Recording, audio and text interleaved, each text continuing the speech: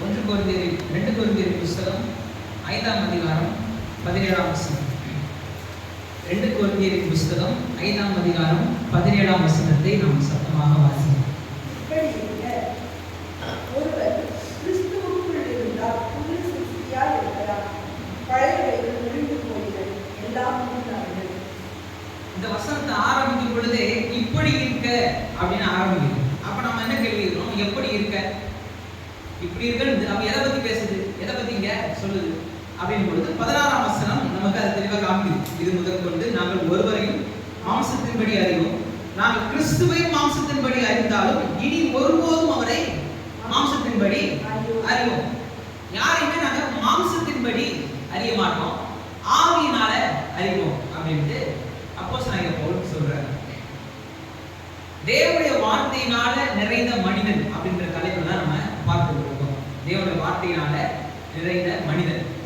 ஒரு மனுஷன் தேவனுடைய வார்த்தையினால நிறைந்தவனாய் இருக்கும் பொழுது அவனுடைய வாழ்க்கை தேவன் என்ன நோக்கத்தோடு அவனை அழைச்சாரோ, இன்னும் சொல்லணும்னா என்ன நோக்கத்தோடு அவனை சிருஷ்டித்தாரோ அந்த நோக்கம் அவனுடைய வாழ்க்கையில நிறைவேறும்.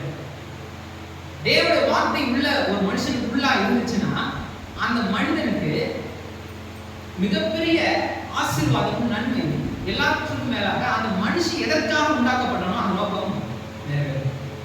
இதுக்கு நிறைய உதாரணங்கள் சொல்லியிருக்கேன். ஃபேன்லையும் மோட்டர் இருக்கு, மிக்சிலையும் மோட்டர் இருக்கு. ஃபேன் நான் மிக்சி மாதிரி செயல்படுவேன் அப்படின்னு செயல்பட்டா இதுலேயும் மோட்டர் தான் இருக்கு, அதுலேயும் மோட்டர் தான் இருக்கு. இருந்தாலும் அது ஒன்றா வராது, அது சரியா அரையாது. அரைக்க வேண்டிய அந்த பர்பஸ் ஒழுங்காக நடக்காது. மிக்சின்னு சொல்லிட்டு எனக்கு பிடிக்கல, நான் மிக்சியாக இருக்கிறது பிடிக்கல, நான் ஃபேனாக இருக்கிறதா விரும்புகிறேன் அப்படின்ட்டு அது நடந்துச்சுன்னா ஏதோ காற்று வரும். மிக்சி ஓடுறதுனால ஏதோ காற்று வரும், ஆனால் அது ஃபேன் தர அளவுக்கு வராது. அப்போ அந்தந்த பொருள் அதனுடைய நோக்கத்தை நிறைவேற்றும் போது தான் அதுக்கான பர்பஸ் இதாகும். அந்தந்த இதில் இருக்கும் பொழுது தான் அதனுடைய பர்பஸ், அது எதுக்காக உண்டாக்கப்பட்டுச்சு அது நோக்கம் கிடைக்கும்.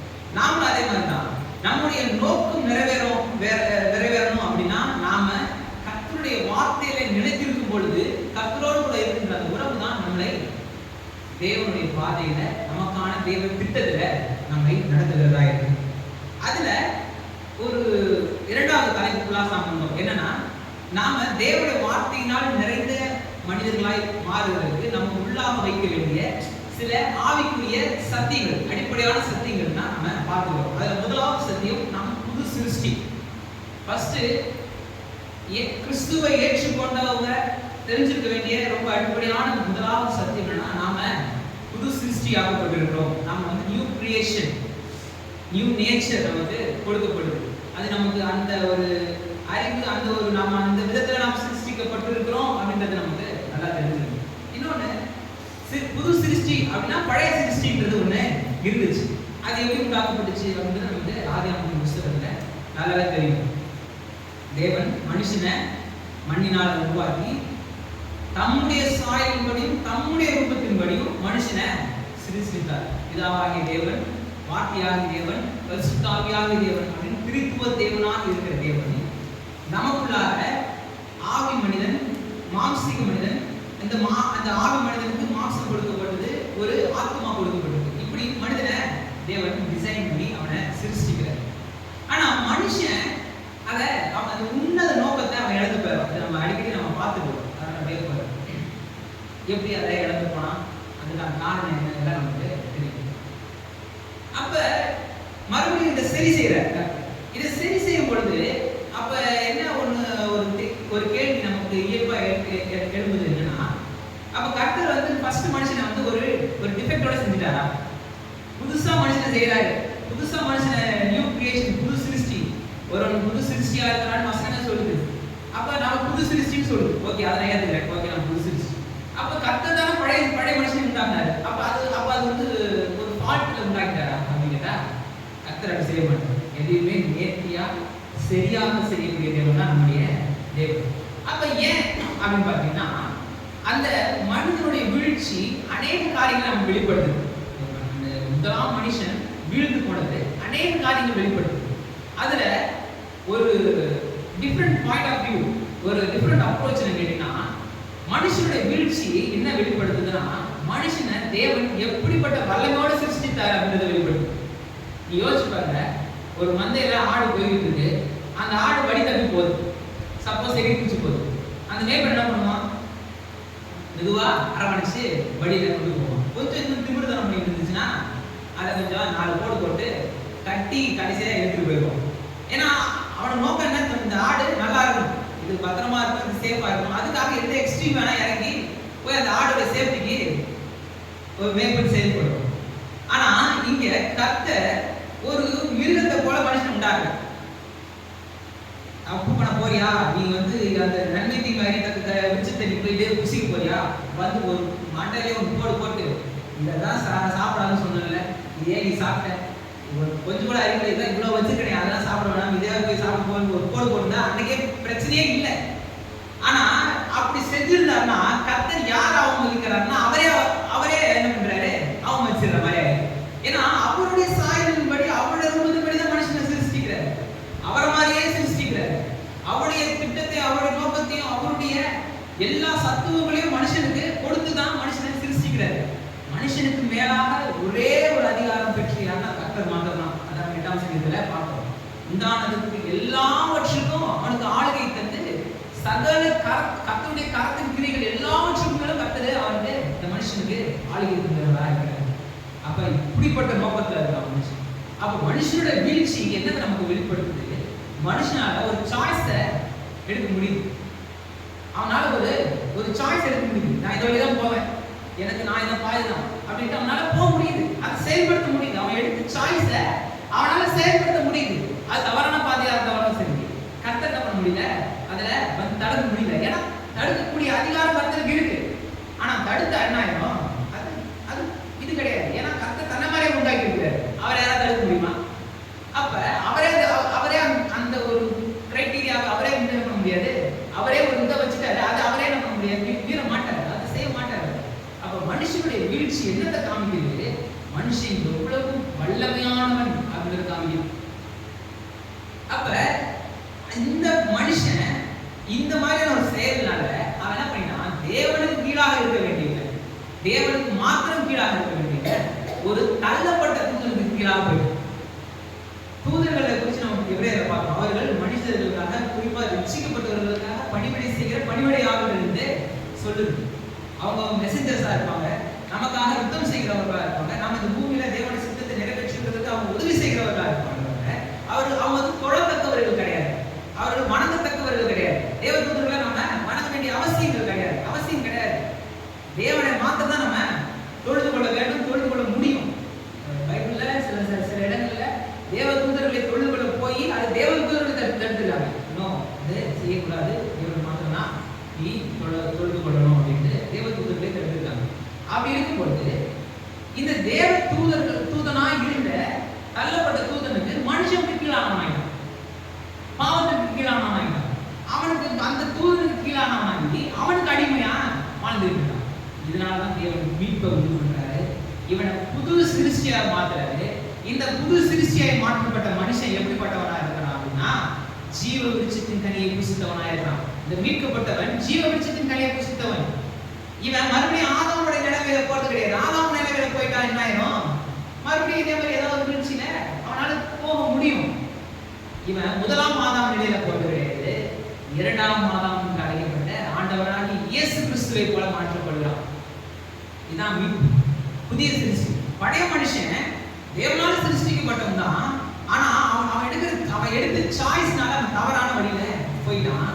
இப்ப அதே மனுஷனாக எப்படி ஒரு மனுஷனால, ஒரே மனுஷனால பாவம் இந்த பூமி வந்துச்சோ, அதே போல ஒரே மனுஷனால மீட்பு இந்த பூமிக்கு வந்தது. அதனால கர்த்தராகிய இயேசு கிறிஸ்துவை நாம 2ஆம் ஆதாமுக்கு பரிசுத்த வேதாகமம் சொல்லுது. இப்ப நாம ஆதாமை போல மாறப்படல. ஏன்னா ஆதாம் போல மாறினா மறுபடியும் ஏதாவது ஒரு விதத்துல வீழ்ச்சி அடைய முடியும். நாம மாறப்பட்டது, நம்ம புது சிருஷ்டியாக மாற்றினது இயேசு கிறிஸ்து, ஆண்டவராகிய இயேசு கிறிஸ்து. அதான் புது சிருஷ்டிக்கான மாடல், ஒரு புரோட்டோடைப் மாதிரி கர்த்தர் வச்சிட்டாரு. புது சிருஷ்டி எப்படிப்பட்டவா, எப்படி இருக்கணும், ஒரு புது சிருஷ்டியாகப்பட்ட மனுஷன் எப்படிப்பட்டவனா இருக்கணும், ஒரு ரட்சிக்கப்பட்ட மனுஷன் எப்படியா இருக்கணும், கர்த்தரை ஏற்றுக்கொண்ட மனுஷன் யாரு, அவன் எப்படிப்பட்ட வாழ்க்கை அவனால வாழ முடியும், இந்த பூமியில அவனுக்கு என்னென்ன அதிகாரங்கள் இருக்கு, அவனால என்ன சத்துவங்கள் இருக்கு, அவனோட வாழ்க்கையை எப்படியெல்லாம் மாற்றி அமைக்க முடியும், அவனுடைய வல்லமை, நம்ம அதிகாரங்கள் என்ன அப்படின்றத நமக்கு காமிக்கிறதுக்கு தான் ஆண்டவராகிய இயேசு கிறிஸ்து பூமியில வெளிப்பட்டார். நம்முடைய பாவங்களுக்காக அவர் மரித்து நம்மை மீட்கிறதுக்காக வெளிப்பட்டாரு. அது ஒரு நோக்கம். இரண்டாவது முக்கியமான நோக்கம், நமக்கு வாழக்கூடிய நாம இந்த பூமியில அவருடைய சித்தத்தின்படி வாழ்கிறதுக்கு, அவருடைய வல்லமையின்படி வாழ்கிறதுக்கு அவர் தான் நமக்கு மாடலை ஏற்படுத்தி. சில தீம் பார்க்ஸ்லாம் போனீங்கன்னா சில டோக்கன்ஸ் மாதிரி கொடுத்துருவாங்க. நீங்கள் வந்து போயிட்டு ஒரு மொத்தமாக ஒரு காசு கொடுத்தீங்கன்னா அவங்க டோக்கன்ஸ் கொடுத்துருவாங்க. நீங்கள் அந்த டோக்கன்ஸில் வச்சுக்கிட்டு நீங்கள் எந்த ரைடு வேணால் போகலாம், என்ன வேணால் சாப்பிடலாம், அந்த இதெல்லாம் சாப்பிட்டுக்கலாம், எல்லாம் எல்லாத்துக்கும் டோக்கன் கொடுத்துருவாங்க. அந்த டோக்கன் வச்சுக்கிட்டு உள்ள போனவன் அவனுக்கு எதை பிடிக்குதோ அவன் ஏறான். சில ஒரு ஒரு இதில் ஒரு தாழ் மண்பான்ல ஐயோ இதெல்லாம் வேணாம், இதெல்லாம் போனால் அவன் உள்ள போவாங்க தெரியல அப்படின்ட்டு அவன் ஒதுங்கிடுறான். சில பெரிய பெரிய உணவகங்கள் மாதிரி இருக்கு, பெரிய பெரிய இது இருக்கு, அவன் போயிட்டு ஐயோ இதெல்லாம் போனால் நம்ம உள்ள விடுவாங்களே தெரியல அப்படின்ட்டு வேணாம் ஒதுக்கிட்டு போயிட்டான்னு வச்சுக்கேன். சும்மா ஒரு சாட் ஐட்டம்ஸ் மாதிரி சின்னது எல்லாம் சாப்பிட்டுட்டு அப்படியே இது பண்ணிட்டு பசிக்கிட்டே தண்ணி வாங்கி குடிச்சுக்கிட்டு இப்படியே இருந்து வெளியே வந்துடுறான். அதே மாதிரி தான் நிறைய கிறிஸ்தவர்கள் என்ன பண்ணிடுறாங்க, கர்த்தருடைய வார்த்தையை கையில் வச்சுக்கிட்டு எதுவுமே அனுபவிக்காம போய் சேர்ந்துடுறாங்க. இந்த பூமியில கர்த்தர் நம்ம அநேக நன்மைகளை அனுபவிக்கும்படி இந்த டோக்கனை கொடுத்துருக்காரு. இதுதான் அந்த டோக்கன். நான் அநேக நன்மைகள் மூலமா கிடைக்கும் நமக்கு என்னென்ன ஸ்லாக்கியங்கள் இருக்கு அப்படின்றத எனக்கு வாசிச்சாலே தெரியும். அந்த டோக்கனை வாசிச்சா தெரியும் என்னென்ன எந்த ஸ்டாலுக்கு நம்ம போகலாம், எதுக்கெல்லாம் போனால் நமக்கு அனுமதி இருக்கு அப்படின்றது டோக்கனை பார்த்தா தீம் பார்க்கில் போனவனுக்கு தெரியும். அதே மாதிரி அதை வாசிக்காதவன் அதை இழந்து போயிடறான், அந்த நன்மை இழந்து போயிடறான். அதே மாதிரி தான் இன்னைக்கு கிறிஸ்தவர்கள் என்ன பண்றாங்க, இதை வாசிக்காததுனால, இது என்ன இருக்குன்னு கவனிக்காததுனால தன்னுடைய நன்மை என்ன நன்மை அனுபவிக்க முடியும், நமக்கு என்ன அதிகாரம் இருக்கு அப்படின்றத உணராமலே கடைசி வரைக்கும் போயிடறாங்க. நல்லா தெரிஞ்சுக்கோங்க, என்னைக்கு நம்ம ரட்சிக்கப்படுறோமோ அன்னைக்கு கர்த்தருடைய பிள்ளைதான். நம்ம கர்த்தருக்கும் நமக்குமான அந்த உறவுன்றது நம்முடைய செயல்கள் அடிப்படையில் கிடையாது. ரட்சிக்கப்பட்டவனே நம்ம அவருடைய பிள்ளை. ஆனா அந்த பிள்ளையா இருக்கும் பொழுது நமக்கும் அவருக்குமான உறவு எப்படி இருக்குன்றது தான் முக்கியம். நமக்கும் பிள்ளைகளுக்கும் உள்ள உறவு எப்படிப்பட்டதா இருக்கு, அது வந்து ஒரு எடுத்துட்டோன்றதுனால பிள்ளையா இல்ல, அது வந்து ஒரு உறவின் ஒரு கான்டாக்ட்னால ஏற்படுறதா, தொடர்புனால ஏற்படுறதா, தொடர்புனாலதான் அது உறுதிப்படுது. அதே மாதிரிதான் நாம தேவனுடைய பிள்ளை ஆயிட்டோம். ஆனா எப்ப நாம அவருடைய சித்தத்தின்படி வாழ்கிறோமோ, அவருடைய கர்த்தரின் கிரியைகளாக அவருடைய சத்துவத்தை பெற்றுக்கொண்டு நாம் இருக்கிறோமோ, அப்போதான் நம்ம இன்னும் அதிகமா அவருடைய காரியங்களை நம்ம வல்லமையாக பூமியில வெளிப்படுத்தும். இதுதான் இந்த புதிய மனுஷனாக வேண்டிய அவசியம் இருக்கு. இப்ப இந்த மனுஷனுக்கு, புதிய மனுஷனுக்கு, இந்த மனுஷனுக்கு கர்த்தர் தன்னுடைய ஜீவ சுவாசத்தை எப்படி கொடுத்தது போல இப்ப இந்த புதிய மனுஷனுக்கும் ஆவியானவரை தர. பழைய மனுஷனை சிருஷ்டிக்கும் போது கர்த்தர் ஒரு திட்டம், ஒரு பிளான் பண்றாரு. நம்மளை போல நம்முடைய சாயல்ல நம்முடைய ரூபத்துல மனுஷனை உண்டாக்குவோமாக அப்படின்னு சொல்லிதான் செய்யறாரு. ஒரு திட்டத்தை போட்டு ஒரு ப்ரீ பிளான் பண்ணி அதை ஒரு புரோட்டோடைப் உருவாக்குறதுக்கு முன்னாடி சிஸ்டம் எப்படி டிசைன் பண்ணி அப்புறம் ஒரு புரோட்டோடைப் வந்து அப்புறம் மாஸ் மார்க்கெட்ல ப்ராடக்ட் வெளியே போற மாதிரி கர்த்தர் தன்னுடைய சித்தத்துல தன்னுடைய எண்ணத்துல மனுஷனை உண்டாக்கி அதுக்கப்புறம் அதுக்கு ஒரு புரோட்டோடைப் மாதிரி வச்சு அவனை விடுறாரு.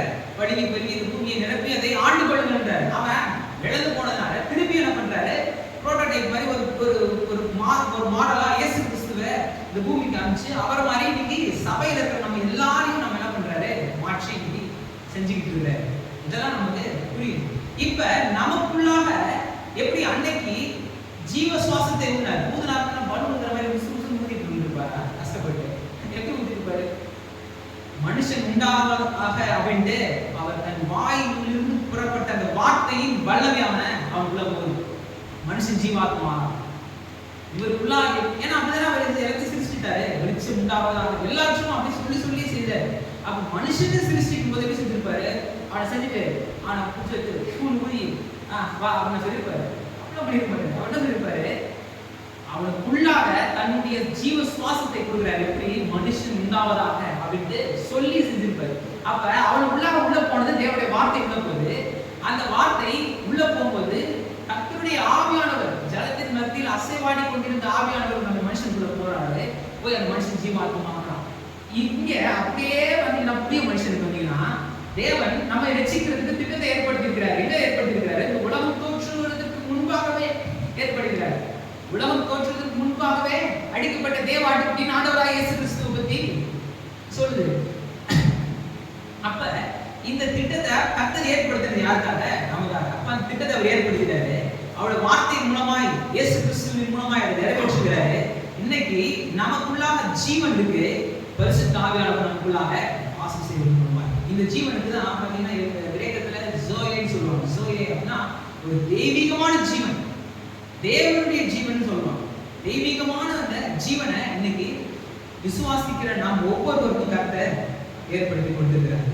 முதலாம் மனுஷன், இந்த முதலாம் மனுஷன் பழைய மனுஷன் ஆயிட்டான், அவன் இழந்து போயிட்டான். இதனால கர்த்தர் புதிய மனுஷனை உண்டாக்கி இருக்கிறாரு, நாம உண்டாக்கப்பட்டிருக்கோம். சரி, இந்த 17ஆம் வசனம் சொல்லிட்டு ஒரு இப்படி இருக்க யாரை மாம்சத்தின்படி அறிவோம்? எதுவுமே நாங்க இது முதற்கொண்டு ரட்சிக்கப்பட்ட பின்பு 16ஆம் வசனம் சொல்லுது, ரட்சிக்கப்பட்ட பின்பு இது முதற்கொண்டு யாரையும் நாங்க மாம்சத்தின்படி பார்க்க மாட்டோம். ஏன்னா ஆவியான நம்ம மாம்சத்தின்படி நாம ரட்சிக்கப்படல, ஆவியானவரால் ஆவியின்படி நாம ரட்சிக்கப்பட்டிருக்கிறோம். நம்ம உள்ளான மனுஷன்ல பலன் அடைகிறோம், புதிய மனுஷனாய் நாம மாறோம். நம்முடைய salvation through righteousness, அதாவது salvation through good works கிடையாது. அதாவது நம்முடைய ரட்சிப்பு நம்ம நற்கிரியைகள் செய்ததன் மூலமாய் நடக்கல, நம்மளை ரட்சித்து நற்கிரியைகளை செய்ய வைக்கிறாரு. இதான் கர்த்தர் தன்னை போல உண்டாக்கி இந்தா இப்படி போ அப்படின்னு நான் சொல்றாரு. அந்த மாதிரி இருந்த மனுஷங்களை ரட்சிக்கல. நல்லா புரிஞ்சுக்கணும். இயேசு கிறிஸ்து தன்னை மாதிரியே நல்ல மனுஷங்களா இருந்தவங்கள தேடி கண்டுபிடிச்சி நீ என்ன மாதிரி இருக்கிற, ஓகே, நீ என்ன மாதிரியே நடந்த, ஓகே, நீ என்ன மாதிரியே விசுவாசம் உள்ளவனா இருந்த, நீ வா அப்படின்ட்டு பிக் பண்ணி நம்மளை செலக்ட் பண்ணல. அப்படிலாம் செலக்ட் பண்ண யாரை செலக்ட் பண்ண முடியும்? யாருமே செலக்ட் பண்ண முடியும், யாருமே அவரை எடுக்கவே முடியாது. ஆனா என்ன பண்றாரு? நம்மளை செலக்ட் பண்ணி அவர் மாதிரியே நம்மளை மாத்துறாரு. தனக்குரிய அதிகாரம், தனக்குரிய வல்லமைகளையும் நமக்குள்ள கொடுத்து இப்ப நம்மள அது மாதிரி மாற வச்சாரு. இதுக்கு பழைய பாட்டே நமக்கு உதாரணம் ஆபிரகாம் இருக்கிறார். ஆபிரகாம் வந்து அவர் பிடிச்சி அவர் ஆசீர்வதிச்சு அவரை பேரை பெருமைப்படுத்தி நீ ஆசீர்வாதமா இருப்பன்னு சொல்லி அவரை நன்மை செய்ய அவருக்கு திராணியை கொடுத்தது போல நம்ம அப்படிதான் கட்டணத்து கொடுக்கணும். சரி, அடுத்த வசனம். இவையெல்லாம் தேவனாலே உண்டாயிருக்கு. எப்படி சூப்பரா சொல்றாரு. இவையெல்லாம் நம்முடைய ரட்சிப்பு, நம்முடைய மீட்பு, நம்ம புது சிருஷ்டி ஆகிறது எல்லாமே யாரால் உண்டாகுது? தேவனால் உண்டாயிடுச்சு. அவர் இயேசு கிறிஸ்துவை கொண்டு நம்மை தம்மோட ஒப்புரவாக்குதலின் ஊழியத்தை எங்களுக்கு கொடுத்தார். இப்ப நாம செய்யற ஊழியம் செய்யறோம். விசுவாசிக்கிற எல்லாருமே, கர்த்தரை விசுவாசிக்கிற எல்லாருமே ஊழியர்கள். நான் சொல்ல அடிக்கடி சொல்றதுதான் எனக்கு இருக்கிற பெரிய தரிசனமே என்னன்னா, சபையில இருக்கிற எல்லாருமே போதகர்களாகவும் அப்போஸ்தலர்களாகவும் தீர்க்கதரிசிகளாகவும் நம்ம அதுக்குன்னு நம்ம 40 நாள் உபவாச ஜெபம் கூட நம்ம போன வருஷம் கடைசியில் நம்ம வச்சோம். அப்ப எல்லாருமே கர்த்தர் என்ன பண்றாரு? ஒரு அபிஷேகத்தை தந்திருக்கிறாரு. நம்முடைய வேலை ஸ்தலங்களில அந்த அபிஷேகம் வேலை செய்யுது. பிளஸ் வந்து நமக்கு அந்த ஸ்பெஷல் டேலண்ட் நம்ம விசேஷித்த விதத்துல ஏதோ ஒரு அந்த 5 விதமான விதத்துல ஏதோ ஒரு விதத்துல நம்ம செயல்படுறோம். இதெல்லாம் நமக்கு இருக்கு. அதுக்கான நோக்கம் என்ன அப்படின்னா, ஒப்புரவாக்குதலின் ஊழியத்தை கொடுத்திருக்கிறாரு. நாம ஒப்புரவாயிட்டோம், இப்ப அநேகரை ஒப்புரவாக்கணும். எதுக்கு நம்ம சுவிசேஷத்தை அறிவிக்கிறோம்? பக்கத்துல இருக்கிற தலைவலி இருக்கு, தலைவலி போகுது, அப்பா சந்தோஷம், நம்ம திருப்தி அடைஞ்சிடுவோமா? இல்ல ஒரு தேவையோட ஒருத்தவங்க வராங்க, ஜெபம் பண்ண வராங்க, நம்ம சொல்றோம், நம்ம ஏன்னா நம்ம அனுபவிச்சதுனால நம்ம சொல்றோம், என் வாழ்க்கையில கர்த்தர் நன்மை செய்தாரு, நீ கர்த்தரை நம்பு, கர்த்தரை விசுவாசி, கர்த்தர் உன் வாழ்க்கையில பெரிய அதிசயங்களை செய்வார் நம்ம சொல்றோம். அவங்களும் என்ன பண்றாங்க? ஏதோ ஒரு விதத்துல நம்புறாங்க. டக்குன்னு அவங்க கர்த்தருடைய அந்த அனுகிரகத்தினால, கர்த்தருடைய கிருபையினால அவங்க நன்மைகளை பெற்றுக்கொள்றாங்க. நமக்கு அது வந்து போதுமா? அவங்க அதான் நன்மையை பெற்றுக்கொண்டாங்க, போதும் அப்படின்னு நம்ம விட்டுற முடியுமா அப்படின்னு கேட்டா இதுதான் விஷயம். இதெல்லாம் எதுக்குன்னா, நாம எப்படி தேவனோடு கூட ஒப்புரவாகணுமோ அதே போல அவர்களையும் தேவனோடு கூட ஒப்புரவாகணும்னா ஒப்புரவாகுதலின் முடியும். தேவனோடு கூட நமக்கு எப்படி ஒரு நெருக்கம் ஏற்படுச்சோ, தேவனோடு கூட எப்படி நமக்கு ஐக்கியம் ஏற்படுச்சோ, அதே போல நாம அநேகரை தேவனோடு கூட சேர்க்கிறவர்களாய் மாற்றணும். நம்முடைய செயல்கள் தேவனை சேர்க்கணும். அவன் நம்மளை பார்க்கும்போது இப்ப நான் சர்ச்சுக்கு போறேன் சாமி, இவன் பேசினாலே நமக்கு அவ்வளவுதான் அப்படின்ற மாதிரி நம்மளை பார்த்து தெரிச்சு ஓடிடக்கூடாது. நம்ம பேசுற பேச்சு, நம்ம நடக்கிற நடத்தையே என்ன பண்ணணும்? அவனை தேவனோட ஒப்புரவாக்குற அளவுக்கு இருக்கணும். அதான் ஒப்புரவாக்குதல் ஊழியத்தை எங்களுக்கு ஒப்பு கொடுத்தார். அது என்ன வேணும்? தேவன் உலகத்தாருடைய பாவங்களை எண்ணாமல் கிறிஸ்துவுக்குள் அவர்களை தமக்கு ஒப்புரவாக்குதலின் உபதேசத்தை எங்களுக்கு கொடுத்தார். ஒப்புரவாக்குதலின் உபதேசம் என்ன? அதான் 18 சொல்லுது. 18 + 19 முற்பகுதியில சொல்லுது. இதான் ஒப்புரவாக்குதலின் உபதேசம். ஆண்டவராகிய இயேசு கிறிஸ்துவின் மூலமாய் தேவனிடத்தில் சேரும் சாக்கியத்தை நாம பெற்றுக்கொள்றோம். என்னைக்கு கல்வாரி சிலுவையில் இயேசு கிறிஸ்து தன் ஜீவனை விட்டாரோ அன்னைக்கு தேவாலயத்தின் திரைச்சீலை, மகா பரிசுத்த ஸ்தலத்தை மூடி இருக்கிற திரைச்சீலை விலகிடுச்சு. மனுஷர்கள் இப்ப தைரியமாய் கிருபாசன தண்டையில உள்ள போக முடியுது, தைரியமா உள்ள போக முடியுது, தைரியமா கிட்டி சேர முடியுது, தைரியமா அங்க மனுஷர்கள் உள்ள போக முடியுது. இப்ப தைரியமா செய்ய முடியுது, தேவனோடு ஒப்புரவாக முடியுது. சொல்றாரு ஆனபடினாலே தேவனானவர் எங்களை கொண்டு புத்தி சொல்கிறது போல நாங்கள் கிறிஸ்துவுக்காக ஸ்தானாதிபதிகளாய் இருந்து தேவனுடைய ஒப்புரவாகுங்கள் என்று கிறிஸ்துவின் நிமித்தம் உங்களை வேண்டிக் கொள்கிறோம். நாம் அவருக்குள் தேவனுடைய நீதியாகும்படி பாவம் அறியாத அவரை நமக்காக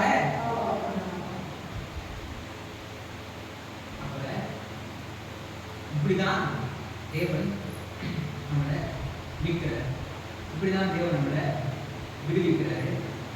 நாம தேவனுடைய நீதியாகும்படி பாவம் அறியாதவரை பாவம் ஆக்கினார். நாம நீதி செய்யும்படி சொன்னேன். நாம நீதிமான்கள்ன்றனால கர்த்தர் நம்ம நீதிமான் அழைக்கல. கர்த்தர் நம்ம நீதிமான் அழைச்சு நீதியின் கிரியை செய்யப்போ அப்படின்னு சொல்றாரு. நீதியை நமக்குள்ள விதைச்சு அது நம்ம கூட கலக்க வச்சு இப்ப நீதி கனிகளை வெளிப்படுத்த ஆவின் கனிகளை வெளிப்படுத்துன்ற நம்ம ஏதோ நல்ல பண்றதுனால ரசிக்கப்படல, ரசிக்கப்பட்டதுனால நல்லவங்களா வாழணும், கர்த்தரை வெளிப்படுத்துகிறவர்களா நம்ம. சரி, இப்ப இதுல அடுத்த ஒரு உதாரணம், புதிய சிருஷ்டிப்பை எப்படி தேவன் தர, எப்படி இந்த தேவன் புதிய சிருஷ்டிப்பை நமக்கு தர. எபிரேயர் நிறுவனம் 6ஆம் அதிகாரத்தை வாசிக்கிறோம். எபிரேயர் 6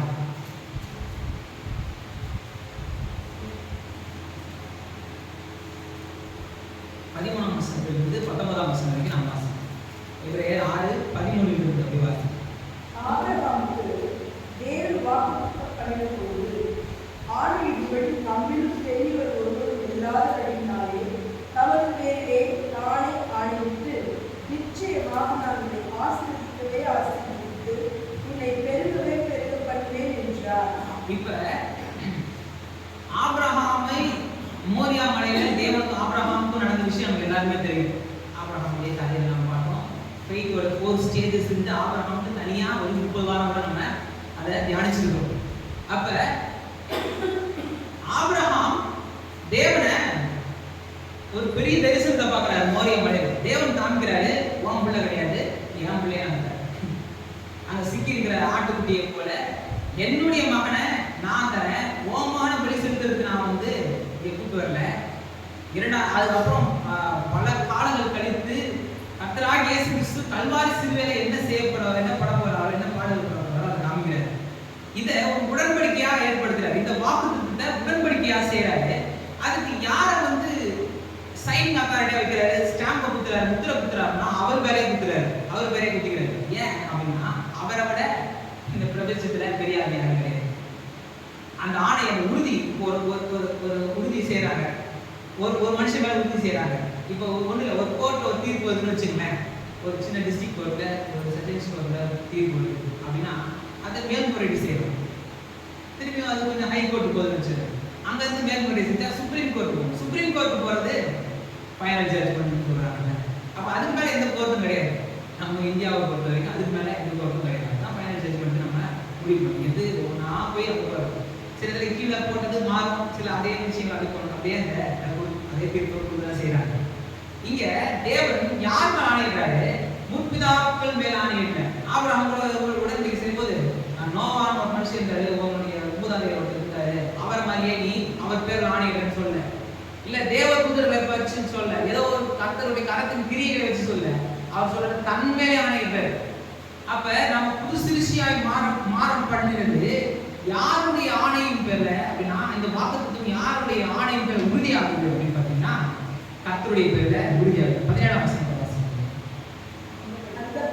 தேவனும் வாக்குத்தத்தம் பண்ணப்பட்டவைகளை சுதந்திரித்துக் கொள்கிறவர்களுக்கு தமது ஆலோசனை மாறாத நிச்சயத்தை பரிபூரணமாய் காண்பிக்கும்படி சித்தமுள்ளவராய் ஓர் ஆணையினாலே அதை திடப்படுத்தினார்.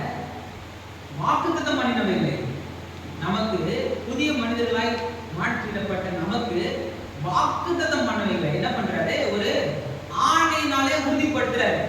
அப்ப கர்த்தர் நமக்கு ஒரு வாக்குத்தத்தம் கொடுக்குறாருன்னா அது எவ்வளவு கேர்ஃபுல்லா கேப்சர் பண்ணிக்கணும் பாருங்க. அதை பிடிச்சிக்கணும், அதை விடக்கூடாது, அதே கெட்டியமா பிடிச்சிக்கணும். ஏன் அப்படின்னா அது நிச்சயமா கர்த்தர் நிறைவேற்றுவார். சொல்றாரு பாருங்க, அதை என்ன பண்றாரு, ஒரு ஆணையினாலே அதை சிறப்படுத்தினாரு. யார் ஆணை போடுறாரு? முன்னாடி பார்த்தீங்கன்னா 13 வசனத்துல இருந்து தெரியுது, தன்னிலும் பெரியவர் யார் இல்லாதனால தன் பேரிலே என்ன பண்றாரு கர்த்தர் ஆணையிட்டு இந்த உறுதியும் இந்த விஷயத்தையும் நமக்கு தந்துருவார். நீங்க 105ஆம் சங்கீதம் 9ஆம் வசனத்துல இருந்து வாசிச்சு பார்த்தீங்கன்னா, இந்த வாக்குத்தத்தத்தை பெற்றுக்கொண்ட மக்கள் எப்படிப்பட்ட நன்மைகளை அவங்க பெற்றுக்கொள்றாங்க. நமக்கு இது அப்படியே பொருந்தும். ஏன்னா நம்ம ஆபிரகாமின் சந்ததி, கலாத்தியர் 3:29 சொல்லுதுல, நாம் கிறிஸ்துவுடையவர்களா இருந்தால் ஆபிரகாமின் சந்ததி என்று கலாத்தியர் 3:29 சொல்லுவாங்க. அப்ப சங்கீதம் 115 105 9ஆம் வசனத்திலிருந்து சொல்லப்பட்ட அதே ஆசீர்வாதங்களை இன்னைக்கு நாம பெற்றுக்கொள்ள முடியும். ஏன்? நாம விசுவாசத்தினால நாம ஆபிரகாமினுடைய சந்ததியாக நாம் இருக்கிறோம். அவருக்குரிய அந்த ஆசீர்வாதங்கள் வழிவழியாக நமக்கும் இப்ப நாம சுதந்திரிக்கும்படியாக நாம் பெற்றுக்கொள்ளும்படியாக கர்த்தர் நமக்கு இதை கொடுக்கிறார். அப்ப இதெல்லாம் சொல்லிட்டு இப்ப பாருங்க, இதனாலதான் நாம புது சிருஷ்டியாகி இப்படிதான் நம்ம தேவன் நமக்கு ஒரு வாக்குத்தத்தத்தினால நமக்கு புது சிருஷ்டி தராரு. எப்படி தராரு அப்படின்னா, வாக்குத்தத்தத்தினால் தராரு. அந்த வாக்குத்தத்தத்தை தன்னுடைய ரத்த உடன்படிக்கையினாலே அதை என்ன பண்றாரு, உறுதிப்படுறாரு. அதை கவர்னன்ட்னால, அதை அந்த ஆணையினால அதை உறுதிப்படுறாரு, அதை சீல் பண்றாரு. முத்திரை மோதிரத்தை கவர்மெண்ட் வந்து ஒரு சீல் அடிச்சு தராங்கல்ல, கவர்மெண்ட் சீல் அடிச்சா அது எவ்வளவு பவர்ஃபுல்லா இருக்கு. அப்ப தன்னுடைய பேரை சீல் அடிச்சு அந்த உறுதியை தர. அப்ப நம்ம புது சிருஷ்டியை மாற்றப்பட்டது தேவனுடைய ஆணையின்ற அந்த வாக்குத்தத்தங்கள் நமக்கு நிறைவேறும். இப்ப புது சிருஷ்டியாய் மாற்றப்பட்டதனுடைய அடையாளங்கள் ரெண்டே அடையாளத்தை டக்கு நம்ம பார்த்துட்டு நம்ம நிறைவு செய்யலாம். புது சிருஷ்டியாய் மாற்றப்பட்டோம் அப்படின்றத எப்படி நம்ம கண்டுபிடிக்கிறது? நாம் புது சிருஷ்டியா அப்படின்னா நமக்கு என்னென்ன காரியங்கள் இருக்கணும் அப்படின்றது நிறைய காரியங்கள் இருக்கு. ஆனா இன்னைக்கு ஒரு 2 காரியங்கள் நம்ம பார்ப்போம். இதே 2 Corinthians 5ஆம் அதிகாரத்தை அப்படியே முடிச்சுட்டாங்க. 20 21 முடிச்சுட்டு 6ஆம் அதிகாரத்துக்கு தான் 2 Corinthians 6. இப்ப 5ல என்ன சொல்றாரு? கடைசியா 20 21 ஆனவரால் தேவனானவர் எங்களை கொண்டு புத்தி சொல்கிறது போல நாங்கள் கிறிஸ்துவுக்காக ஸ்நானாதிபதியாக இருந்து தேவனோடு ஒப்புரவாகுங்கள் என்று கிறிஸ்துவின் நிமித்தம் உங்களை வேண்டிக் கொள்கிறோம். நாம் அவருக்குள் தேவனுடைய நீதியாகும்படி பாவம் அறியாதவரை நமக்காக பாவமாக்கினார். இந்த புதிய மனுஷனாகிய நம்ம நீதிமான்களாகும்படி தேவன் பாவம் அறியாத அவரை பாவமாக்கி நீதி அறியாத நம்மை நீதிமான்களாக மாற்றிருக்கிறாரு. இது வந்து ஒரு இன்டர்சேஞ்ச் நடந்துருச்சு. தெய்வீக பரிமாற்றம் இங்கே சிலுவையில நடந்துருச்சு. சொல்லிட்டு 6ஆம் அதிகாரத்துல பாருங்க, தேவனுடைய கிருபை எங்கள் விருதாவாய் தேவனுடைய விருதாவாய் படாதபடிக்குன்னா இதை நீங்க அசால்ட்டா எடுத்துக்காதீங்க. நீங்க பெற்றுக்கொண்ட தேவனுடைய கிருபையை வேஸ்ட் பண்ணிடாதீங்க. சிம்பிளா சொன்னா வேஸ்ட் பண்ணிடாதீங்க. நீங்க பெரிய கிருபையை பெற்றுக்கொண்டிருக்கீங்க, பெரிய தயவை பெற்றுக்கொண்டிருக்கீங்க, பெரிய இரக்கத்தை பெற்றுக்கொண்டிருக்கீங்க.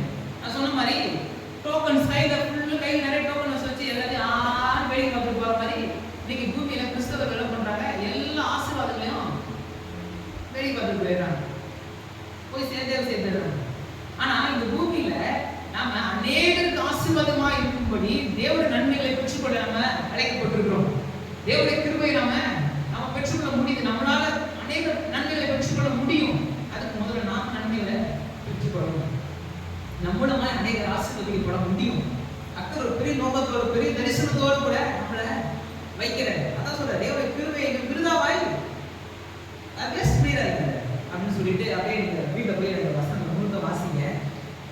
14ஆம் வசனம் பார்த்தீங்கன்னா, அந்நிய நுகத்திலே, அதாவது இது என்னன்னா புதிய சிருஷ்டியாய் நாம் மாறி இருக்கிறோம். அதுக்கான அடையாளம் என்ன? 2 அடையாளங்கள்.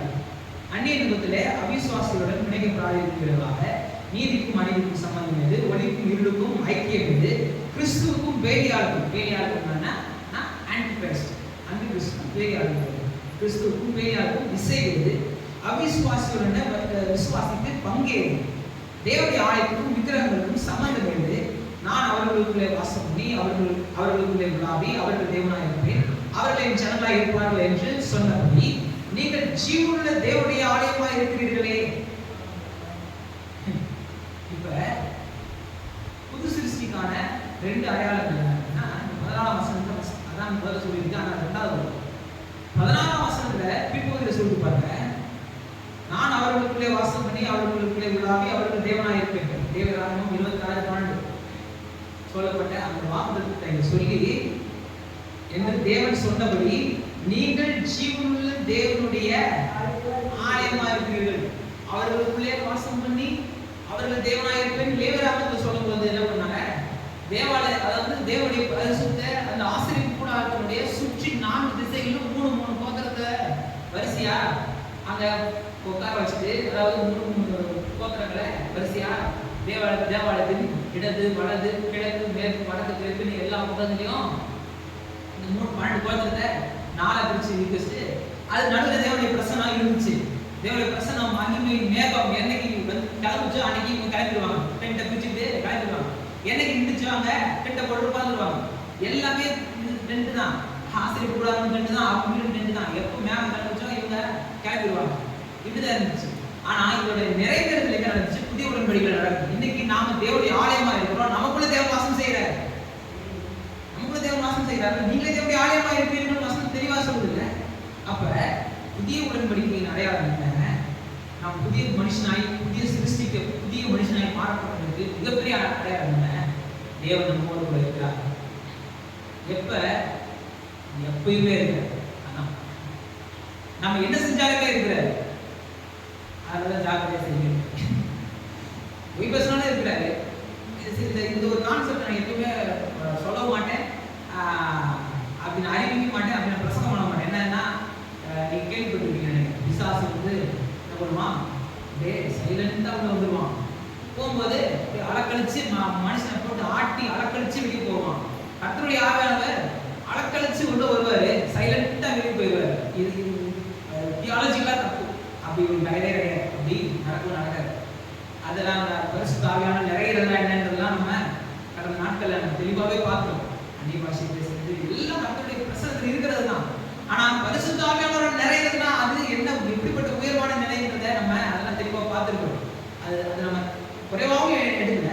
ஆனா அதான் வந்து ஒரு அடையாளமா நமக்கு சொல்லப்படுறது. அது நம்ம எல்லாம் மறுபடியும் நம்ம பார்க்கணும். ஆனா இங்க தேவனுடைய மனுஷனாய் இருந்து புதிய உடன்படிக்கையில நான் புதிய மனுஷனாய் புதிய சிருஷ்டிக்காய் இருக்கிற நமக்கு கர்த்தர் கொடுக்குற பெரிய ஆசீர்வாதம் என்ன அப்படின்னா, அடையாளம் என்னன்னு பார்த்தீங்கன்னா, கர்த்தர் நம்மோடு இருக்கிறார். எல்லா நேரத்திலும் இருக்கிறார். யாராவது நம்ம மோசமா திட்டிக்கிட்டு இருக்கிறாங்க, மோசமா பேசிட்டு இருக்காங்க, நம்ம நினைப்போம் நமக்காக பேசுறதுக்கு யாருமே இல்லையே அப்படின்னு. ஆனா நம்ம காது கேட்கிற மாதிரி நமக்குள்ள இருக்கிற தேவனுக்கும் அது கேட்குது. அதை நம்ம மறந்துடவே கூடாது. அப்ப நமக்கே தெரியணும், நான் மட்டும் கேட்கல, எனக்குள்ள இருக்கிற தேவனை திட்டுறாங்க அப்படின்னு நம்ம நினைச்சுக்கணும். உள்ள அவரும் கேட்டுட்டு இருக்கிறாரு அப்படின்றத நம்ம புரிஞ்சுக்கணும். நாம ஒரு கடினமான காலத்துல போகும்போது நாம மட்டும் நடந்து போல, கர்த்தரும் நம்ம கூட தான் சேர்ந்து நடந்து வர்றாரு. சிங்க கம்பியில தாரியம் உள்ள போகும்போது கூட கர்த்தர் போறாரு. அனனியா மிஷாவேல் அசரியா உள்ள தீக்குள்ள போகும்போது, அக்னி சூளைக்குள்ள போகும்போது கர்த்தர் உள்ள போறாரு.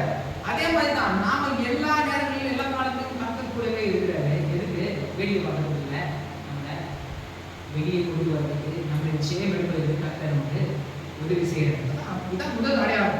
இதுதான் பெரிய ஆசீர்வாதம், பெரிய அடையாளம். என்ன? எல்லா புதிய சிருஷ்டிகளாக இருக்கிற நமக்கு எல்லா நேரங்களிலும் எல்லா காலங்களிலும் நமக்குள்ளாக தேவன் வாசம் செய்கிறார். நமக்குள்ளாக தேவன் கிரியை செய்கிறார். நமக்குள்ளாக தேவன் வாசம் செய்கிறார். இரண்டாவது, முதலாம் வசனம் பார்த்தீங்கன்னா, அந்நிய யுகத்திலே அவிசுவாசியோட இணைக்கப்படாது. இது வந்து கொஞ்சம் ஒரு தவறாக புரிந்து கொள்ளக்கூடிய ஒரு பகுதி. இதை வச்சுட்டு சொல்லிடுவாங்க, கிறிஸ்துவ அறியாதவங்க கூட நீ தொடர்பை வச்சுக்காதுன்னு. கிறிஸ்துவ அறியாதவங்க நீ பேச்சை வச்சுக்காத. நீ வந்து அவங்கள மாதிரி மாற்ற மாட்ட, அவங்க அவங்கள மாதிரி மாற்றிடுவாங்க. அதனால என்ன பண்ணக்கூடாது, அவங்கள கான்டாக்டை வச்சுருக்காரு அப்படின்ட்டு ஈஸியாக போதிச்சிருவாங்க. ஆனால் அநேக வீடுகளில் ஒருத்தர் ரசிக்கப்பட்டிருப்பாங்க, மீதி இருக்கிற 4 பேர் ரசிக்கப்பட்டிருக்க மாட்டாங்க. அப்பவே ஒரே வீட்டில் ஒருத்தவங்க ரசிக்கப்பட்டு அவங்க இருக்கும்பொழுது மற்றவங்க ரசிக்கப்படாதவங்களை பார்த்து அவங்களோட தொடர்பே இல்லைன்னு சொல்லுங்க. தொடர்பை வச்சுக்காத, அவங்கள்ட்ட பேசாத, அவங்கள டச்சை வச்சுக்காத, அவங்கள்ட்ட எந்த விதமான கான்டாக்ட் வச்சுக்காதுன்னு பரிசுத்தம் அப்படிதான் போறீங்களா? இங்க விஷயமே வேற. இங்க எப்படி சொல்லு பாருங்க, அந்நிய யுகத்துல அவிசுவாசிகளோட பிணைக்கப்படாது இருக்கிறது. உருவம்னா என்ன தெரியும்? மாட்டு வண்டியில 2 மாடு இருந்துச்சுன்னா அதுல வந்து 2 மாடுமே ஒரே டைரக்ஷன் தான் போகும். மாட்டு வண்டி பார்த்து போங்க, மாட்டு வண்டியில ஏன் மாட்டு வண்டி போயிட்டு இருக்கோம்? பொங்கல் டைம்லாம் மாடுகள் பயங்கரமா இதெல்லாம் பண்ணி ஃபுல்லும் ரோடு ஃபுல்லும் அடிச்சு மாடை ஓட்டிக்கிட்டு இது பண்ணிட்டு இருப்பாங்க. அப்புறம் கொஞ்ச நாள் கழிச்சு டிராக்டர்லயாச்சும் போயிட்டு இருந்தாங்க. இப்போ யாருமே போகல. நானும் இன்னைக்கு மாட்டு பொங்கலாச்சே, யாரும் போவாங்களா போகலாம் நான் பார்க்குறேன். கலர் தப்பெல்லாம் வச்சுட்டு பெயிண்ட்லாம் அடிச்சுட்டு அட்லீஸ்ட் மாட்டு வண்டிலாம் கூட டிராக்டர்லயாச்சும் போயிட்டு இருந்தாங்க. இப்போ ஒன்று நீங்கள் எதாவது பார்த்தீங்க அப்படி எதாவது போகல? நான் பார்க்கல. கடந்த ஒரு 2 வருஷமா நான் பார்க்கல. தேடிக்கிட்டு இருக்கீங்க யாராவது போகிறாங்களான்னு. அப்போ மாட்டு வண்டியில் 2 மாட்டு ஒன்றா போகுது. அப்போ அவிசுவாசிகள் போகிற பாதையில நீ போகாத. அதான் சொல்லுது. கர்த்தரை அறியாதவனா இருந்தா அவன் வந்து இந்த உலகத்துல சில முடிவுகளை எடுத்து சில பாதையில அவன் பயணிப்பான். அதே மாதிரி நீ போயிடாத. அதான் இங்க சொல்லுவது. அவன் எடுக்கிற மாதிரி முடிவு நீ எடுத்துறாத. அவன் போற பாதையில நீ போயிடாத. அந்த மாதிரி இந்த உலகத்தை யோசிக்காத. ஏன்னா நீ புது சிருஷ்டியா இருக்கிற. பழைய எல்லாம் ஒழிஞ்சு போச்சு, எல்லாம் புதிதாயிடுச்சு. அதே ஜீவன் தான் இந்த மெட்டமார்போசிஸ் இருக்குல்ல, ரோமர் 12:1-2 அதே ஜீவன் தான். ஆனா இப்ப இந்த உலகத்தை பார்க்கிற கண்ணோட்டமே மாறுது, நோக்கமே மாறுது. அப்ப இதான் 2வது அடையாளம். முதல் அடையாளம் என்ன? தேவன் எல்லா சூழ்நிலையிலும் நம்மோடு கூட இருக்கிறாரு. முதலாவது. ரெண்டாவது என்ன பார்த்தா பெரிய அடையாளம், நாம இந்த பூமியில கர்த்தரை அறியாத இருக்கிற வழியை நாம பின்பற்றக்கூடாது. சொல்லிட்டு அதுதான் மறுபடியும் சொல்றாங்க. ஆனபடினால் 17ஆம் வசனம், நீங்கள் அவர்கள் நடுவிலிருந்து புறப்பட்டு பிரிந்து போய் அசுத்தமானதை தொடராதீர்கள் என்று கர்த்தர் சொல்கிறார். அப்பொழுது நான் உங்களை ஏற்றுக்கொண்டு உங்களுக்கு பிதாவாய் இருப்பேன், நீங்கள் எனக்கு குமாரரும் குமார்த்திகளுமாய் இருப்பீர்கள் என்று சர்வ வல்லமையுள்ள கர்த்தர் சொல்கிறார். அங்கிருந்து தொடாதீர்கள் பிரிந்து போங்கள் அப்படின்னா, ஒரு குடும்பத்துல ஒருத்தவங்க ரசிக்கப்பட்டிருக்காங்க, மற்றவங்க ரசிக்கப்படல, உடனே அவருக்கு வெளியே போட்டு சொல்றாங்க. அந்த வழி கட்டுறாரு, அந்த பாதையில பயணிக்க. நீ அவங்கள மாதிரி மாறு, அவங்கள உடனே மாதிரி மாத்து. நீ உலகத்துக்கு வெளிச்சமா இருக்கணும், நீ உப்பா இருக்கணும். உப்போட தன்மையை சொல்லிடுறது, அது சாரம் ஏற்றும், ருசியை கொடுக்கும். 2வது பதப்படுத்தும். 3வது ரொம்ப ஸ்பெஷல், தாகத்தை ஏற்படுத்தும் உப்பு. அப்ப நாம இந்த உலகத்திற்கு ஆசீர்வாதமாக சுவை கொடுப்பவர்களாக, பாதுகாக்கிறவர்களாக, கிறிஸ்துவை குறித்த தாகத்தை ஏற்படுத்துகிறவர்களாக இருக்கணும். இந்த உலகத்திற்கு நாம வெளிச்சமாக இருக்கணும். அசுத்தத்தை தொடராதவர்கள்லாம் ஒரு வேறுபாடு, நல்ல ஒரு வேறுபிரிக்கப்பட்ட ஒரு வாழ்க்கை காமிக்கணும். நம்முடைய எண்ணங்கள்ல, நம்முடைய நடக்கையில, நம்முடைய வாழ்க்கை முறையில ஒரு பெரிய வேறுபாடை காமிக்கணும். இதுதான் அந்த அந்நிய அவிசுவாசிகளோடு கூட பிணைக்கப்படாத இருக்கணும்னா, மாட்டு 2 மாடு ஒரே மாதிரி போற மாதிரி, ஒரே பாதையில பயணிக்கிற மாதிரி நீ போயிட்டு அவிசுவாசிகள் மாதிரியே போயிட்டு இருக்காரு. நீ விசுவாசத்துல நீ அவனை கொண்டு வா, நீ அவனை கூட்டிட்டு வா, வெளிச்சத்துல நீ கூட்டிட்டு வா, வெளிச்சத்தின் பாதையில நீ நடத்து. கர்த்தரை ஏற்றுக்கொள்ளவை, கர்த்தரோடு கூட ஒப்புரவாக 100 குடியத்தை நமக்கு கொடுத்துருக்காரு. நாம எப்படி கர்த்தரோடு கூட ஒப்புரவானோமோ அந்த மாதிரி அநேகரை ஒப்புரவாக்கணும், கர்த்தரோடு கூட இணைக்க வைக்கணும். அநேகரை கர்த்தரை அறிகிற அறிவுல நாம வளர நாம் செய்யும்போது நிச்சயமாய் கர்த்தர் நம்மை ஆசீர்வதிக்கிறவர். நாம் அனைவரும் எழுந்து நின்று கொஞ்ச நேரம் கர்த்தரை ஆராதித்து நாம் நிறைவு செய்யலாம்.